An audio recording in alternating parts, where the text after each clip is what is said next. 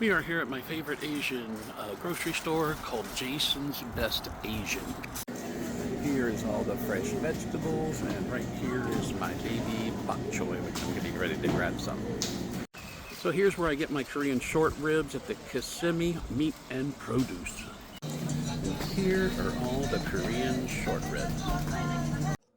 So this is the brand of rice I use, this Vigo, but they have a jasmine rice that I use to make the sticky rice, not the basmati rice. So I'll use the Vigo jasmine rice. So here's what I marinate my Korean short ribs in. I start off with some toasted sesame oil. Sorry about that. Quite a bit of soy sauce. Put that in there. A little rice wine vinegar, some of that. Then I put some Worcestershire, or some people say wash your sister sauce. I put that in there.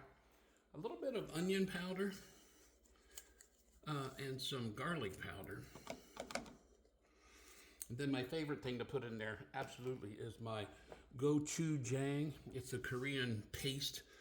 It's spicy. It has a big, bold flavor, so I always get a good amount of that in there. And then I stir it up, and then I'll marinate the steaks, or the Korean short ribs. So if you're not familiar with Korean short ribs, you can take a look at them here. This is one of the packages I bought. And basically, these are beef ribs, but they cut them the other way. You see how like these are normally the rib bones where you would eat beef ribs, but they cut it the other way and they call it short ribs. And this is a primary form of beef that they eat in Korea. So we're just going to cut them in half to make it easier to marinate in, to get them into the air fryer.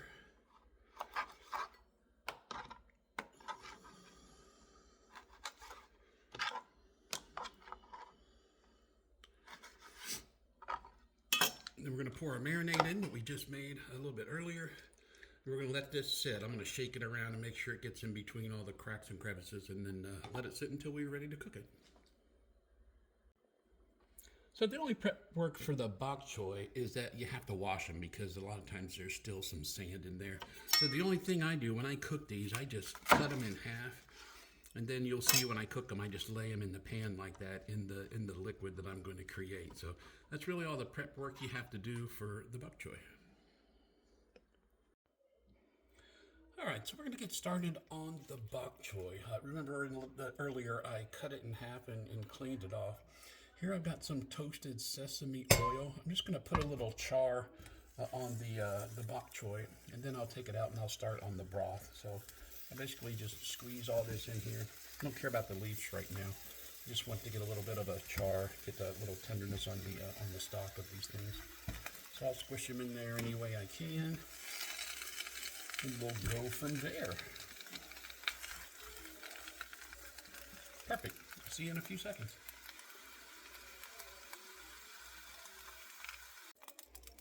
Okay, so I got my little char on the baby bok choy. So now we're going to add in 1 cup. Actually, we're going to do the butter first. We're going to put the butter in here, let it melt down. We'll throw some garlic in there. Now I cheat. I don't mince up garlic. I just use it minced already from a jar. My wife will always use fresh garlic, but I get a little bit lazy sometimes, so it's okay.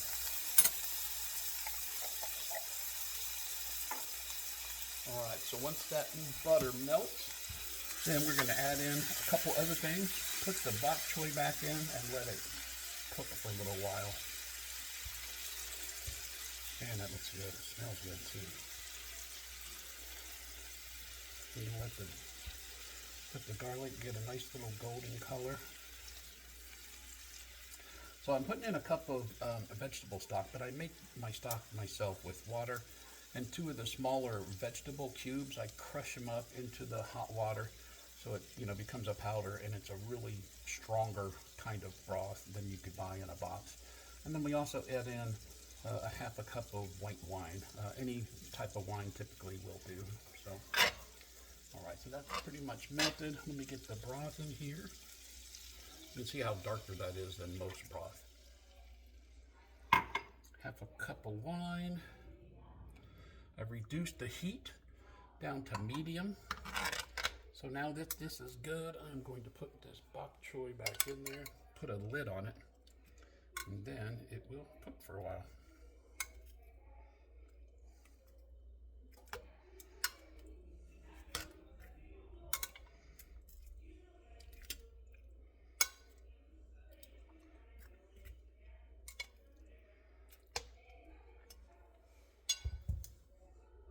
And there we go. Next, I'll start working on the Korean short ribs. Okay, so I've preheated the air fryer in broiler mode. That's 400 degrees. So now I'm going to put these short ribs in, and look at that marinade. That looks so good. And I hear some sizzling going on there. Now, I've never done this in the air fryer. The twins just bought Elizabeth this air fryer for Christmas. I've been using it ever since, but just not on these. So I'm assuming it's probably only going to take a couple minutes on each side at the most to get these things the way I want them. So we're going to get them all in there no matter what, because I don't want to have two batches. All right, so now I am going to put these back in, and we will go from there. I'll show you the final product. Okay, so we are ready. We're going to take this bok choy and just put 3. I use a bowl because you're supposed to put a lot of the sauce in there. And Elizabeth loves her vegetables, so we're going to get 3 of them in there. And I will take 3 as well. You can never get too many vegetables. Well, there's only 4, so let's just put them all in there. I'm going to pour some of this juice right in it. I was going to spoon it in and be all casual, but since we've taken all the stuff out of there, that's perfect. Now is the Korean short ribs. All right, so there we have it. Your sticky rice. I already showed you the bok choy, and these are the Korean short ribs. They turned out fantastic, and I'm sure they taste fantastic too. Thank you all for watching. This is all for my wife because this is her favorite. So make sure you do something special for somebody special. Y'all have a great night. Bye.